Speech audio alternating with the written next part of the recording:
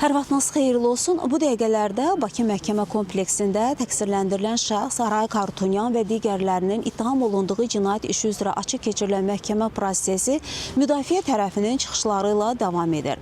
Ötən məhkəmə iclasında təqsirləndirilən şəxslərin bəzilərinin vəkilləri çıxış etmişdi. Bugünkü məhkəmə iclasında isə digər təqsirləndirilən şəxslərin vəkilləri müdafiə nitqi ilə çıxış edirlər.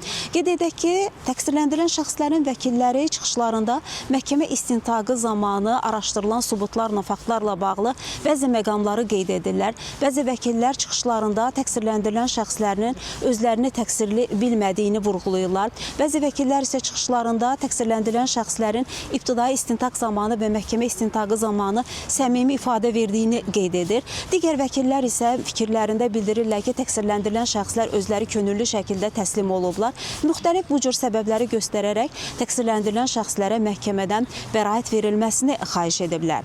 Qeyd edək ki, təqsirləndirilən şəxslərin hüquqlarını, hər bir təqsirləndirilən şəxsin hüquqlarını iki vəkil, iki müdafiəçi müdafiə edir. Məhkəmə istintaqı yekunlaşdıqdan sonra dövlət ittihamını müdafiə edən prokurorlar çıxış etmişdilər və prokurorlar çıxışlarında təqsirləndirilən Aray Kartunyan, David İşxanyan, David Manukyan, David Babayan və Leva Mnasakanyanın ömürlük azadlıqdan məhrum olunmasını, Bako Sakyan, Arkadi Qukasyan, Madat Babayan, Melikset Paşayanın isə 20 il müddətinə azadlıqdan məhrum olunmasını, digər təqsirləndirilən şəxslərin isə 19, 18, 17, 16 il müddətinə azadlıqdan məhrum olunmasını məhkəmədən xahiş etmişlər. Eyni zamanda zərərçəkmişlər və zərərçəkmişlərin hüquqi varisləri də, onların vəkilləri də dövlət ittihamını müdafiə edən prokurorların çıxışları ilə razılaşdıqlarını və həmin müvafiq cəzaların təyin olunmasını məhkəmədən xahiş etmişlər. Bundan sonra isə müdafiə tərəfinin çıxışlarına başlanılıb, təbii olaraq vəkillər çıxış edirlər və vəkillərin çıxışları da yekunlaşdıqdan sonra